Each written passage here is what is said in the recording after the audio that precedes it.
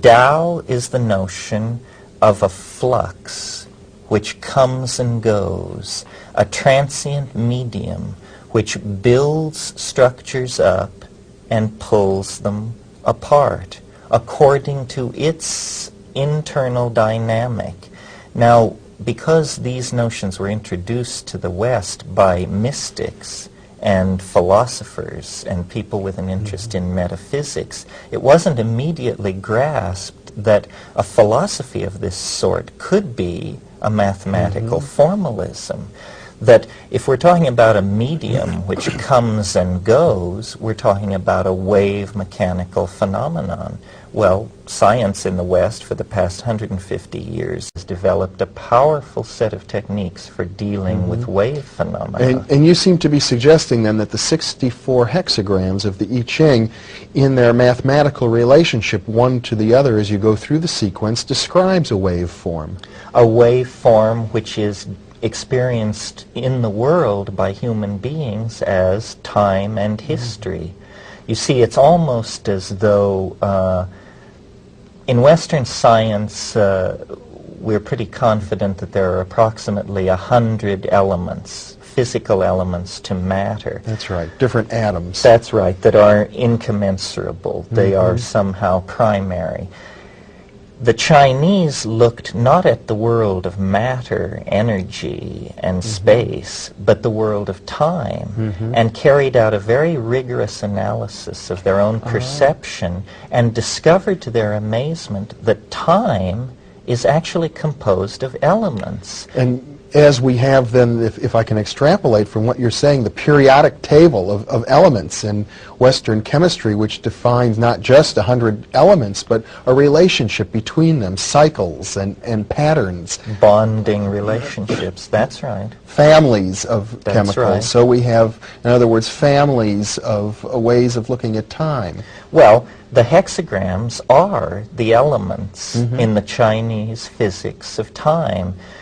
They created a science that reinforces primary perceptions that we all have, but for which we have no science. For instance, I'm sure you've noticed that every day is rather like every other day. Nevertheless, I'm sure you've also noticed that some days are radically different than others. Well, this sameness but different rule applies on all levels in a temporal hierarchy. Centuries are rather like each other, and yet occasionally a century will come along that is quite anomalous. We call this sameness and difference nesting fractal. This is a new branch of mathematics. And quite simply, what the Chinese discovered circa 3000 BC was the fractal nature of time, that the rules of expression of temporal elements which govern the rise and fall of dynasties also govern the rise and fall of love affairs and moods.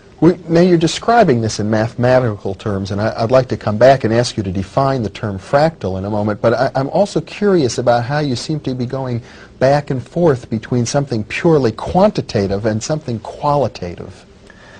Well, that's the interesting thing, you see. The Chinese understood that these temporal elements were, in a sense, creating interference patterns with each other, much in the way that pure tones struck out on a keyboard will, through their interference with each other, create a melody. So that, for instance, if I find myself sitting in Hadrian's hamburger joint enjoying a burger, by this theory, there would actually be a relationship between that act and the Emperor Hadrian's campaigns in Britain before the fall of the Roman Empire.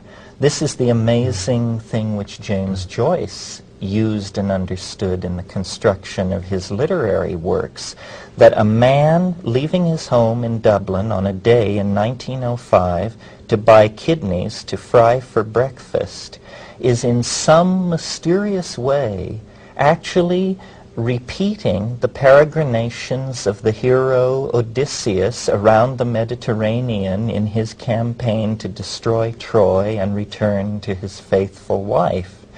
Allegory is what we're talking about, but allegory has never been taken seriously by science. Analogical reasoning is definitely déclassé in the better laboratories.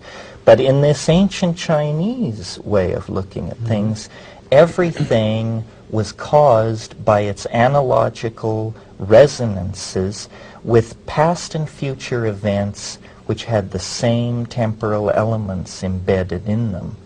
Now, it's difficult to go into this without resorting to at least charts and diagrams, if not puzzling equations with sigmas embedded in them.